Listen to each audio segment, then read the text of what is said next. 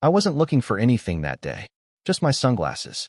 We were headed to brunch with her sister, and Lana had taken my car to work all week because hers was in the shop.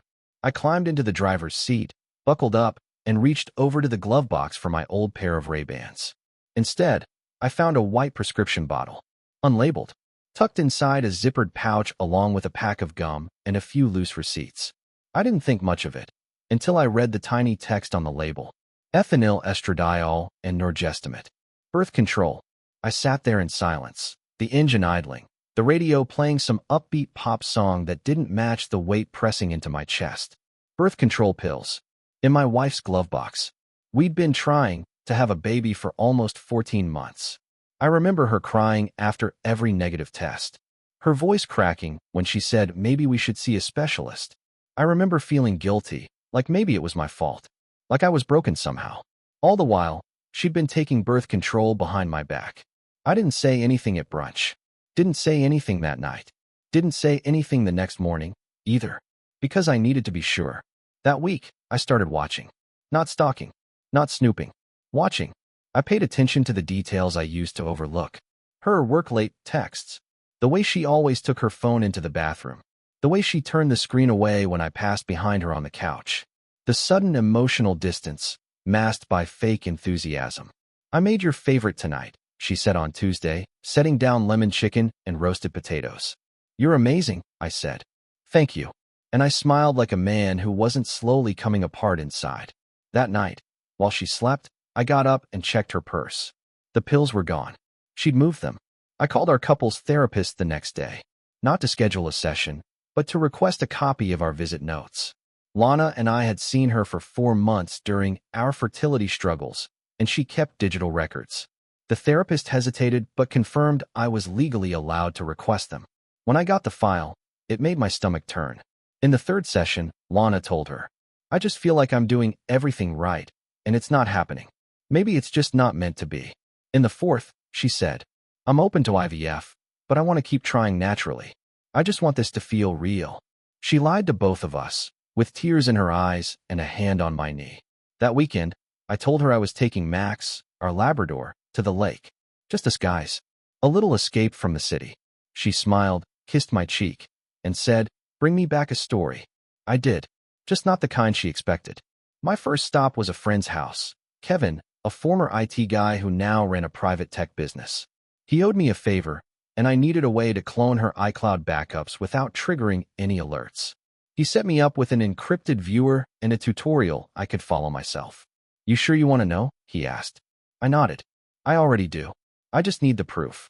That night, in the guest room at the lake house, I opened the backup. Text threads, photos, screenshots, GPS pings, notes, even her health app data. She hadn't missed a single dose of her pills in over a year. Worse, she had messages. Dozens of them. One thread stood out. A guy named Tyler S. I'd never heard of him.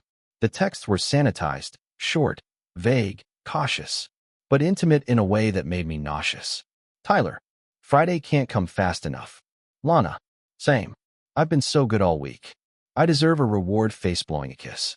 Tyler, hotel or your place? Lana, your call. My hubby has a dog trip plan, winking face. I stared at the screen. I wasn't the husband. I was the cover story. When I got home Sunday night, she was wearing my sweatshirt, curled up on the couch, watching a rom-com like nothing was wrong in the world. Miss me? She asked. Always, I said. And I meant it, in the past tense. I spent Monday in silence, but my mind wasn't quiet. I met with a lawyer on Tuesday. Claire McIntyre again, the same one from my last case. She greeted me like an old friend, then got serious fast. Let me guess. This time it's worse. I nodded. She's been lying about trying for a baby, taking the pill, seeing someone on the side. I have the iCloud logs, the photos, and the messages. She leaned back. You want a clean break or a controlled burn? Both. Claire smiled. Then we'll start with freezing the accounts, documenting assets, and filing for marital fraud. You want the house? Yes. Do you care about alimony? I care about not paying it. Perfect. We started the paperwork that day. That night, I cooked dinner, lit a candle, opened a bottle of wine. You're in a good mood, she said, raising an eyebrow. Just feeling lucky, I said. She smiled, unaware. But luck had nothing to do with it anymore. Thursday morning, Lana was humming in the kitchen.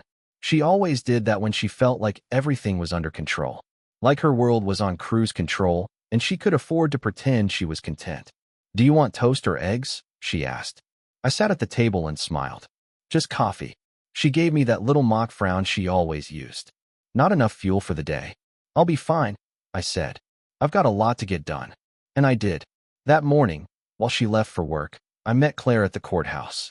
She had already prepared the filing, petition for divorce based on marital fraud and misrepresentation of intent to conceive. I signed every page calmly, precisely. It didn't feel emotional anymore. It felt like logistics. "You sure you want her served at work?" Claire asked. "Yes. She'll put on a performance at home. But at work, she'll have to keep it together." Claire nodded. Professional environment equals emotional control. Smart. I waited in the hallway while her assistant walked the envelope over. It would be handed to Lana sometime around 11:30 a.m., just before her lunch break, just after her morning meetings. Long enough to rattle her, short enough to leave her no space to fake it. At 11:48, my phone lit up. "Lana, 4 missed calls." "Lana, what is this?" "Lana, are you serious?" "Lana, call me now." I didn't. Instead, I went to the gym. A quiet workout, some cardio, and a long, hot shower. It was the most peace I'd felt in weeks. When I got home, there were 6 more messages. 2 voicemails. One from her crying, one from her angry. I didn't listen to either. I forwarded them to Claire for documentation. At 7:04 p.m., the front door opened. She walked in fast, her heels clacking hard against the wood floor. She didn't slam the door, but she wanted to. "You filed for divorce?" she asked, standing in the living room like she expected a fight. I was sitting on the couch, reading. "I did," I said calmly. "You received the papers?" She blinked. "You blindsided me." "No. You lied to me. For over a year." Her lips parted, but no words came. "I found the pills, Lana," I said, standing now, but still level. "In the glove box. The ones you've been hiding while we tried to get pregnant." "That's not," she started. I cut her off. "I also have your iCloud logs. Text with Tyler. Hotel bookings. The message about how you deserved a reward after being so good all week." Silence. I stepped closer, not aggressively, just to make sure she saw the clarity in my face. "I know everything," I said. She sat down like her knees buckled under the weight of it. "I can explain." I tilted my head. "Can you?" "Because I've had a week to read. I've seen the timeline. The excuses. The doctor appointments you never went to. The ovulation apps that never showed a single fertile day." She started to cry. Real tears, or just wet defense. I didn't care. "I wasn't ready," she said. I panicked. I thought if I stopped taking them, I'd get trapped. I thought I had time to figure things out. "And what about Tyler?" She wiped her face with her sleeve. "It wasn't serious. But you were serious enough to schedule hotel rooms. To coordinate with my schedule. To use me as your cover story." She said nothing. I sat back down. "You're not going to manipulate your way out of this one. You don't have to do this," she whispered. "We can fix it. We can go to counseling." We did go. "You lied there too." She put her head in her hands. "You don't understand what it's like. Feeling trapped. Feeling like everything is already decided for you." "You're right," I said. "I don't. Because I believed we were in this together." I stood again. "You need to make arrangements to move out. You'll receive formal notice regarding the asset division and hearing date." She looked up sharply. "You're kicking me out." "No. I'm reclaiming my life. You're the one who left it. I'm just removing the pieces you left behind." Over the next week, she tried this cycle. Anger, guilt, bargaining. Day 1, rage. "You're overreacting. People make mistakes." Day 2, tears. "I don't even know why I did it. I think I need help." Day 3, nostalgia. "Remember our trip to Charleston? We were so happy. We can be that again." Day 4, accusations. "You must have been cheating too. No one gets this cold unless they're hiding something." Day 5, silence. That's the one that stuck. Claire kept me informed. Lana's attorney, a younger guy with a reputation for messy cases, had reached out for informal negotiations. "We don't need a fight," he wrote. "Let's resolve this like adults." Claire replied with the evidence log. 32 items. All time-stamped. All legal. She CC'd Lana's lawyer with one final sentence. "We are open to negotiation, but not to fiction." The following Monday, I returned home to find Lana packing a suitcase. She didn't look at me. "I'll stay at Rachel's for now," she said. "Until things are figured out." I nodded. "You can leave the key on the counter." She paused. "This used to be our home." "No, it used to be our house," I corrected. "You left the home when you started lying in it." She didn't reply.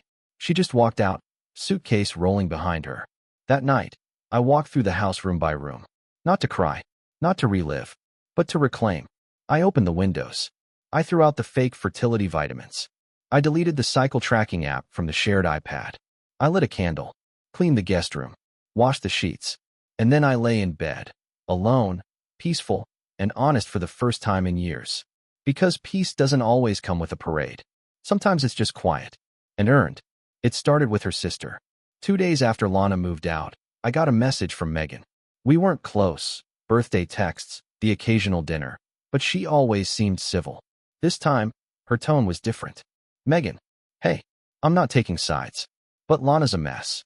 She says you blindsided her and won't talk. I know she hurt you, but do you really have to be so cold?" I didn't answer right away. I reread the message 3 times. Cold.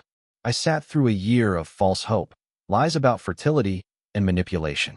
I buried my own self-worth because I thought I wasn't enough to build a family. And I was cold. I typed a reply, then deleted it. Instead, I just forwarded the message to Claire. She wrote back immediately. "Don't engage. Let her narrative collapse without your help." Next came the friends. People I hadn't seen in months suddenly wanted to catch up. One even invited me to a barbecue Lana was also attending, a not-so-subtle attempt at reunion therapy. I declined, politely. And when I got a text from her friend Emily saying, "She's really hurting. She made a mistake. Don't you think she's suffered enough?" I replied simply, "I think consequences are the suffering. And I think they've only started." By the end of the week, Lana herself texted me. No caps, no dramatics. Just this. "Lana, can we talk? Just the 2 of us. Please." Claire had warned this would come. The reset attempt, she called it. They burn it down, then try to convince you the smoke means they're healing. I ignored the first message. She sent another the next morning. "Lana, you don't have to take me back. I want to be heard." So I called Claire. "Should I meet her?" "Only if you want to give her a stage. I want to end this with dignity." "Then let her talk to your lawyer." I didn't reply to Lana, but she showed up anyway. It was Saturday. I was out front mowing the lawn.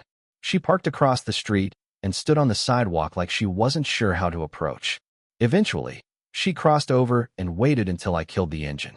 "I know you don't want to see me," she said. "That's correct. But I needed to say this in person." I leaned on the mower. "You've got 2 minutes." She nodded. I was scared. I thought if we had a baby, I'd lose myself. I thought I could fake my way until I was ready. "You lied to your husband. Took pills behind his back. Made him think something was wrong with him." Her eyes welled up. I hated myself for it. I still do. I said nothing. "I ended things with Tyler," she continued. "I haven't talked to him in weeks." "Doesn't undo what you did." "I know. But I didn't sleep with anyone else. Not physically." I let out a quiet breath. "That's not the victory you think it is, Lana." She stepped closer. "I'm sorry. I believe you," I said. "But your apology doesn't entitle you to forgiveness. Or a second chance." She nodded slowly. "Do you ever think, maybe this didn't have to end like this?" I looked her dead in the eye. "It ended the moment you chose secrets over honesty. Everything after that was paperwork." She left without another word. But that afternoon, she called my mother. I found out from Mom during Sunday dinner. She called me. Mom said, putting her fork down. Tried to explain her side. I set my glass down slowly. "And what did you say?" I said I don't need her side. I watched my son slowly break down for a year thinking he was the problem. I gave a small smile. "Thanks. She's not the first person to lie her way into comfort," Mom added. "But she'll be the last one to lie her way into this family." Claire moved forward fast. We issued formal asset disclosures, froze our joint accounts, and submitted all digital evidence with an itemized timeline of deception. Lana's lawyer, who once sounded confident, now sent messages like he was walking on eggshells. "We'd like to avoid trial if possible. Would your client be open to an equitable settlement?" Claire replied with a single sentence. "My client will consider anything that doesn't reward betrayal." A few nights later, I was watching a documentary when my phone lit up. "Lana, are you going to keep punishing me forever?" I stared at the message, then typed, I'm not punishing you.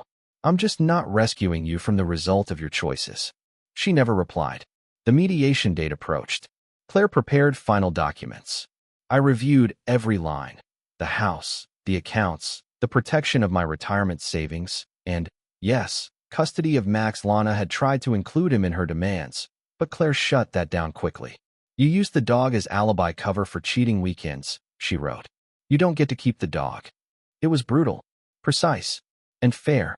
I spent the night before mediation in the guest room. Not because I had to, but because it reminded me where this journey started. Where I'd sat and read her texts. Where I'd decided to stop being a victim and start being deliberate. In that quiet space, I didn't feel anger. I felt discipline. And that discipline was going to carry me through the final stage. The conference room was cold, windowless, and quiet. The kind of place where emotions go to die under the weight of legal precedent. Claire sat beside me, calm as always, her leather folder full of dates, statements, and documentation. Across from us, Lana and her attorney entered with matching tension. Lana wore soft gray, understated, performative. Her hair was curled. Her eyes were tired. I didn't say a word. I didn't look angry, just focused. The mediator, a lean man in his 50s with glasses and the energy of someone who'd seen it all, opened the session. "We're here to attempt resolution outside of trial. If we reach agreement today, we can file for expedited judgment. Let's keep it constructive." Claire nodded. Lana's attorney opened first. "We'd like to propose an even split of the marital assets. No spousal support.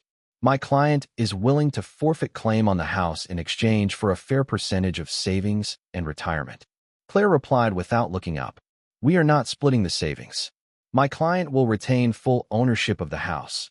All retirement funds accumulated before the marriage and joint accounts will be liquidated with an adjusted share based on the evidence of fraud." Lana's attorney stiffened. There was no fraud. Claire opened her folder and slid over a packet. 32 exhibits, including falsified attempts at fertility, evidence of birth control usage, and extramarital communications. My client was emotionally manipulated and financially misled during the marriage. The mediator raised a brow and took the packet. Lana shifted in her chair. Her attorney leaned toward her. They whispered. Then Lana spoke. "I didn't cheat," she said, trying to look directly at me. "There was no physical affair." I held her gaze for a full second, then turned back to Claire. She responded, unfazed. "Intent is relevant under emotional fraud. You concealed your use of contraception while claiming to try for a child. You used your husband's travel schedule to coordinate meetings with another man. The pattern is well established." The mediator spoke again.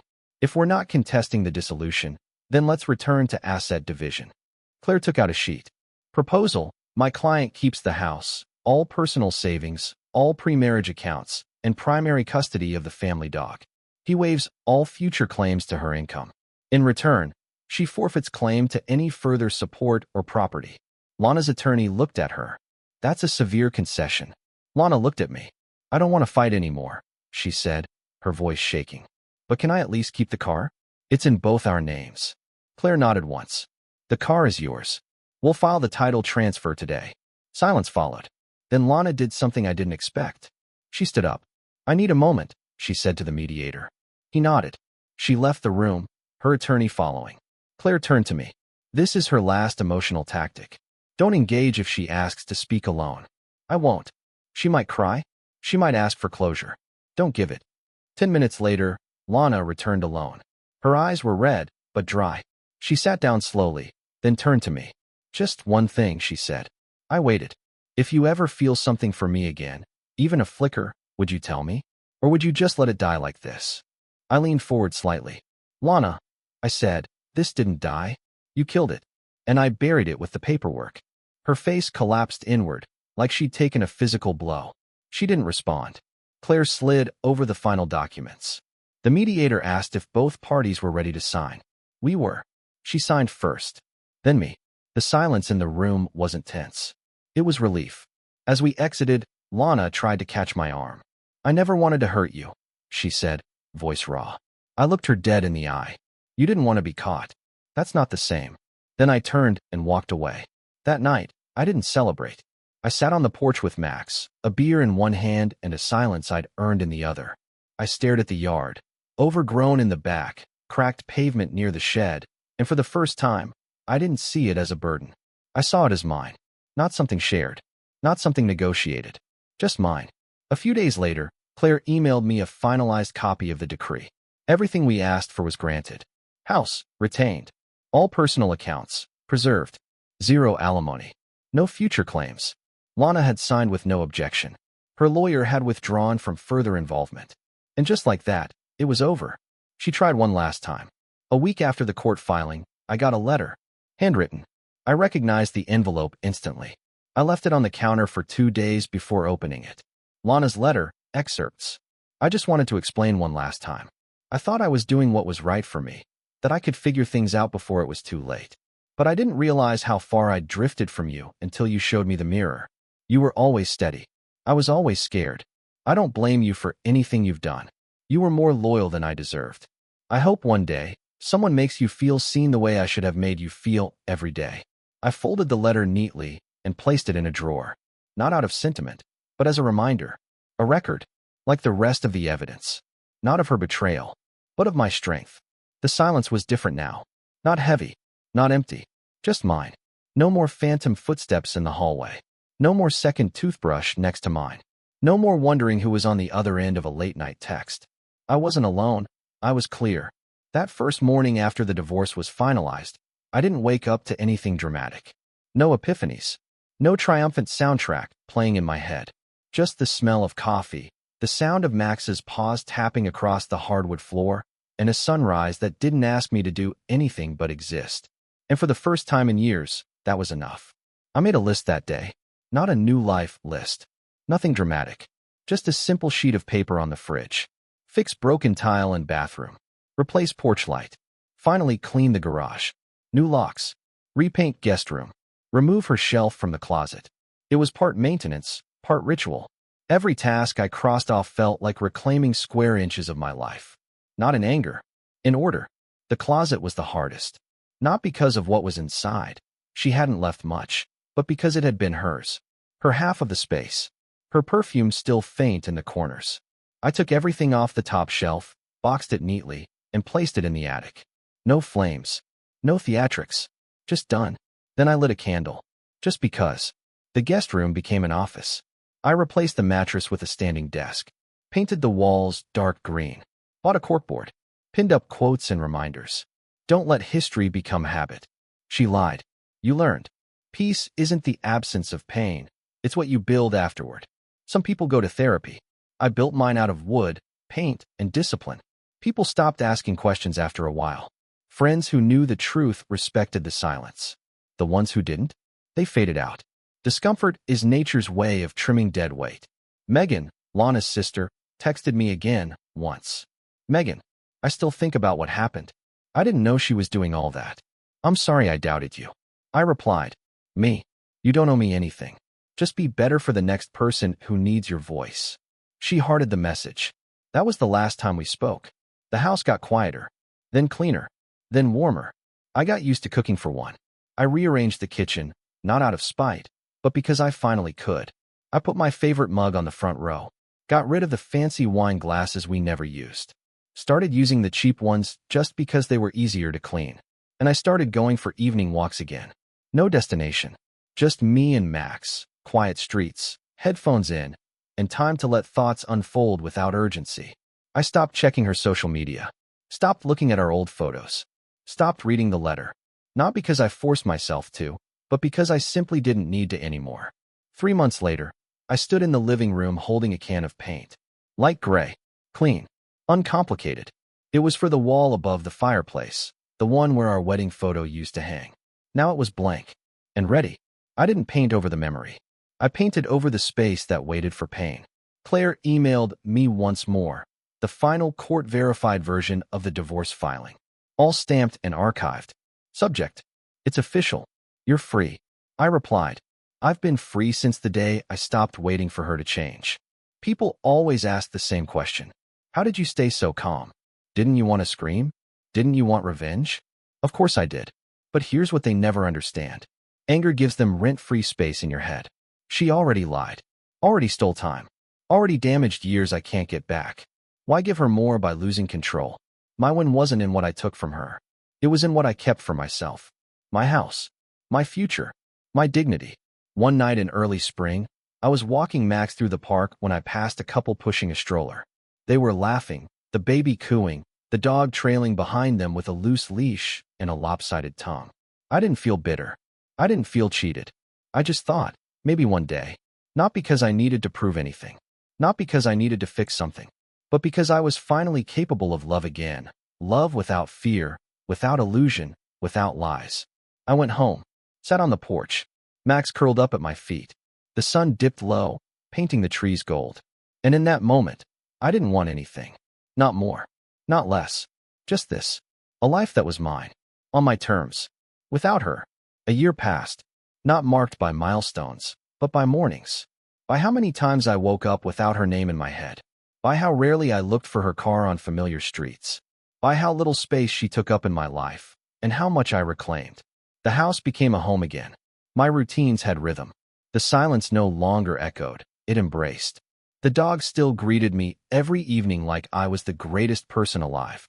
That's the funny thing about dogs. They don't care about your past, only whether you're here. And I was. Fully. The baby topic didn't come up anymore, not with friends, not in my head. I didn't rush into new relationships.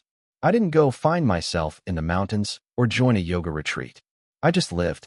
I read more, cooked better, worked smarter. I even signed up for a woodworking class, just because I always said I'd try. I built a bench for the porch. Imperfect, sturdy mine. I sat on it most evenings, beer in hand, Max at my feet, and silence around me. I never thought peace would be this quiet. Then, one afternoon, I saw her. Lana. Not planned. Not expected. Just there. It was at the hardware store. I was in the aisle for exterior sealant. She was a few feet away, holding a can of paint, looking just as startled as I felt. We locked eyes. She smiled, faint and cautious. Hey. Hey. She looked thinner. Paler. Not sick, just worn down. Like she'd shed weight, but also part of herself. Didn't think I'd run into you here, she said. I live 10 minutes away, I said calmly. Still in the house. She nodded. I figured. You always took care of it better than I did. An awkward pause. You look good, she added. I feel good. Another pause. I just wanted to say again. I'm sorry. I don't expect anything. I just hope you're okay. I studied her for a moment. There was no act now. No performance. Just someone who'd looked in the mirror long enough to see what she lost. I am okay, I said. Better than I've been in years. She nodded, quietly. I'm glad. That was it. No dramatic goodbye. No last plea. Just two people who once thought they'd build a family, now standing in front of paint cans, finally seeing things clearly. I walked away first. Didn't look back. Didn't need to. A few months later, I met someone. Not through dating apps. Not at a bar. Just naturally. At the woodworking class, of all places. Her name was Julia. Divorced like me. Quiet like me. She made me laugh during sanding demonstrations and didn't ask too many questions. We went for coffee. Then again. Then once more.